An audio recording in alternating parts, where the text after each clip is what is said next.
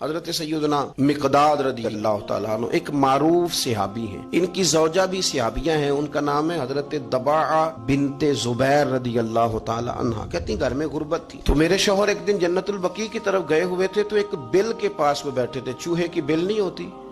کہتے ہیں وہ ایک بل کے پاس بیٹھے ہوئے تھے تو چوہا اندر گیا بل میں، اور جب واپس آیا تو ایک دینار لے کے آ گیا، پھر اندر گیا،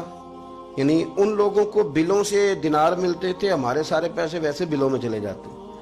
اندر گیا اور ایک دینار لے کے آ گیا، پھر گیا تو پھر ایک دینار لے کے آ گیا، کہتے ہیں وہ 70 دفعہ گیا چوہا اندر۔ اللہ قرآن میں فرماتے ہیں تو مجھ پہ بھروسہ کر، وَيَرْزُقْهُ مِنْ حَيْثُ لَا يَحْتَسِبُ، وہاں سے روزی دوں گا کہ تو نے کبھی سوچا بھی نہیں ہوگا، میری ذات پر بھروسہ کر، پھر میں تیرے لیے بڑے دروازے کھول دوں گا۔ وہ چوہا 70 دفعہ اندر گیا اور 70 دفعہ ایک دینار لے کے باہر آیا۔ حضرت مقداد فرماتے ہیں میں نے انتظار کیا لیکن 71ویں دفعہ پھر نہیں آیا۔ علامہ یوسف نبہانی علیہ رحمہ نے اس کو لکھا ہے، فرماتے ہیں میں نے وہ پیسے اسی طرح اٹھائے 70 دینار اور میں نبی کریم کی بارگاہ میں لے گیا، میں نے کہا حضور اس طرح کر کے نا چوہے کی بل سے 70 دینار ملے۔ اب بات کو سمجھے نا، جب دینے والا دینے پہ آئے تو اس لیے میں کہتا ہوں کہ سارے دروازوں سے بہترین یہ ہے کہ رب رسول کے دروازے پر حاضری دی جائے، وہاں سے ملے تو پھر کوئی روک سکتا نہیں، کوئی سیاست کوئی شخص رکاوٹ بنتا۔ تو فرمانے لگے کہ میں نے وہ 70 دینار لا کے حضور کی بارگاہ میں پیش کیے تو نبی کریم نے 2 جملے ارشاد فرمائے، 2۔ پہلے حضور نے یہ پوچھا، فرمانے لگے کہ چوہا خود لے کے آیا، آپ نے بیل کے اندر ہاتھ تو نہیں ڈالا؟ عرض کی حضور نہیں، میں نے نہیں ہاتھ ڈالا، وہ خود ہی لے کے آتا رہا۔ تو 2 جملے کریم نے فرمائے، حضور فرمانے لگے یہ تو لے جا، اللہ تجھے برکت عطا فرمائے۔ 70 دینار کو بہت بڑی خطیر رقم نہیں تھی، لیکن فرمایا تو لے جا، اللہ تجھے برکت دے۔ آپ کی زوجہ حضرت دباعہ بنت زبیر کہتی ہیں کہ 70 دینار اور دعا نبی پاک کی،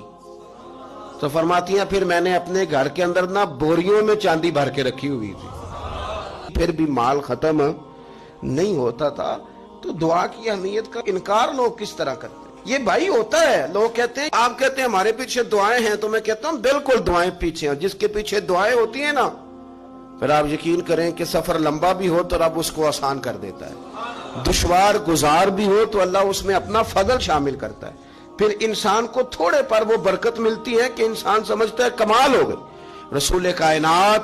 علیہ السلام نے ہمیں بتلایا کہ دعا کی جو اہمیت ہے، دعا کے جو اثرات ہیں، دعا کا جو کمال ہے، وہ پیر سید اسماعیل شاہ صاحب رحمۃ اللہ علیہ، حضرت کرمہ والا شریف والے، وہ میاں شیر محمد شرک پوری رحمۃ اللہ علیہ سے بیعت ہو گئے تو کہتے ہیں میاں صاحب نے نا مجھے 5 روپے دیے، اس زمانے میں بہت پرانی بات ہے، پاکستان بننے سے بہت پہلے، کہتے 5 روپے دیے۔ پھر حضرت شاہ صاحب سے لوگوں نے پوچھا کہ شاہ جی بڑی زمین ہے، جائیداد ہے، اللہ نے بڑا نوازا ہے، تو وہ پنجابی بولتے تھے، کہنے لگے مینوں نہ پیراں 5 روپے دیتے نے، میرے کو ساری عمر ہو گئی مکے ہی نہیں۔ یہ برکت ہوتی ہے، اور کثرت سے کام نہیں چلتا، کام برکت سے چلتا ہے۔ پیسہ زیادہ ہو برکت والا نہ ہو تو وہ مشکلات میں اور رکاوٹوں میں لے آ، تھوڑا ہو برکت والا، وہ ختم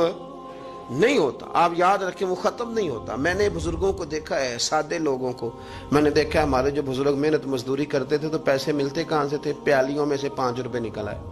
کسی گلاس میں سے نکل آئے، تو یہ سارے برکت والے پیسے ہوتے تھے۔ تو ہماری مائیں، ہماری نانیاں دادیاں جو کمیٹیاں ڈالتی تھیں تو وہ بھلا کیسے ڈالتی تھیں؟ وہ سبزی سے 5 روپے بچاتی تھی، وہ 10 روپے گھی سے بچتے تھے تو اس کی کمیٹی ڈلتی تھی، پھر ان سے بیٹیوں کے بیاہ ہوتے تھے، پھر ان سے گھر کے چراغ روشن ہوتے تھے۔ اس کا معنی کیا ہے کہ کروڑوں اربوں روپے کے ڈاکے ڈال کے نظام نہیں چلتا، پیسہ تھوڑا ہو برکت والا، اس سے کام چلتا ہے، اس سے خیر ہوتی ہے، اس سے فضل ہوتا ہے، اس سے عطا